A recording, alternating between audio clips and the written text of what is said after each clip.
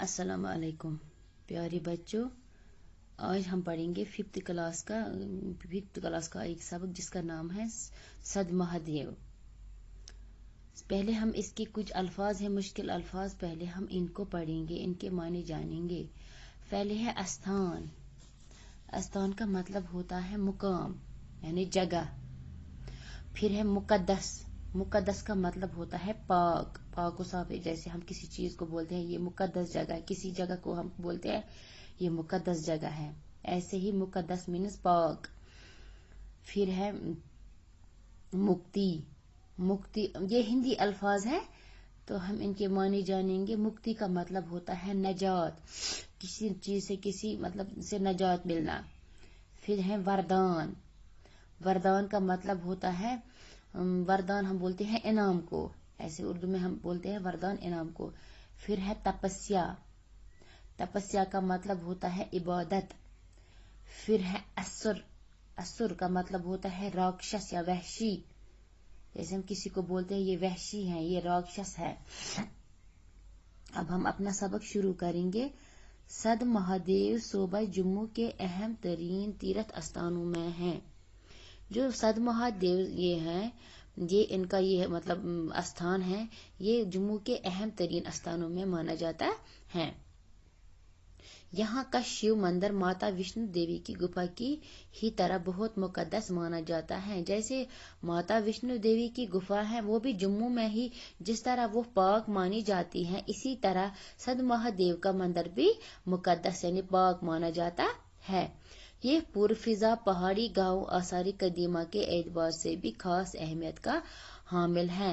यानी ये वो जगह है जो पुरानी जगह होती, यानी कि पुरानी जो आसारी कदीमा जो है पुरानी जगह है, उनमें भी इसको खास अहमियत हासिल है। सद महादेव को जाने वाला रास्ता एक छोटे से कस्बे यानी छन्नी से होकर जाता है। जब बोलते हैं ये जो सद महादेव का रास्ता है ये जम्मू से ही कस्बा जिसका नाम है छिन्नी से ही ये मतलब छिन्नी से ही जाकर वहां हम जा सकते हैं। छिन्नी से ही इसका रास्ता जाता है। तारीखी अहमियत का हामिल ये कस्बा जम्मू श्रीनगर शाहरा के किनारे पर वाक़ा है। जो ये मतलब इसका यानी कि पुरानी जो अहमियत इसकी है ये जम्मू शहरा के किनारे पर वाक़ा है। यहाँ का तारीखी किला नमा महल जम्मू सूबे के चंद अहम आसारी कदीमा में शुमार होता है। वहाँ का जो पुराना मंदिर है, जो पुराना किला है, वो भी जम्मू के पुराने आसारी कदीमों में शुमार होता है। अफसोस ये महल अब खंडर में तब्दील हो चुका है। कहते हैं कि ये जो महल था वहां वो अब खंडर में तब्दील हो चुका है, यानी वो टूटा फूटा अब रह चुका है। सद महादेव इंतहाई खूबसूरत पहाड़ी पर वाक़ा है। जो सद महादेव है ये बहुत खूबसूरत एक पहाड़ी गांव में वाक़ा है। यहाँ के पुरसुकून माहौल में अजीब तरह की ज़हनी और रूहानी आसूदगी का एहसास होता है जब लोग वहां जाते हैं। यानी वो पहाड़ी पर वाक़ा है, जब लोग वहां जाते हैं तो उनकी जहन वहां साफ होते हैं, आसूदा होते हैं, आसूदा होने का एहसास वहां होता है, साफ होने का एहसास वहां होता है। कहा जाता है कि इस मुकाम का नाम भगवान शिव के एक परम भगत सुधायत के नाम पर सद महादेव पड़ा। कहते हैं कि इस मुकाम का नाम भगवान शिव है, जो भगवान शिव है इसी के एक परम भगत यानी परम भगत मीन्स बड़ा भगत, उसी के नाम पर सुधायत के नाम से महादेव पड़ा। उसका नाम सद महादेव है, उसी के नाम से इस मंदिर का नाम भी पड़ा। जो अब पिछले जन्म में असुर था, जो पिछले जन्म में असुर जो ये सदाए था, भगत सदाए था, ये पिछले जन्म में वहशी था, मतलब दरिंदा था, खौफनाक था। एक दिन वो अपने असली रूप में भगवान शिव और देवी उमा के दर्शनों के लिए आया। जो ये सदायत था, ये परम भगत जो था, ये एक दिन ये अपनी असली शक्ल व सूरत में अपने भगवान शिव और माता उमा देवी उमा के दर्शनों के लिए जब आए तो क्या हुआ, इस भयानक शक्ल व सूरत असुर को देखकर देवी उमा की चीख निकल आई।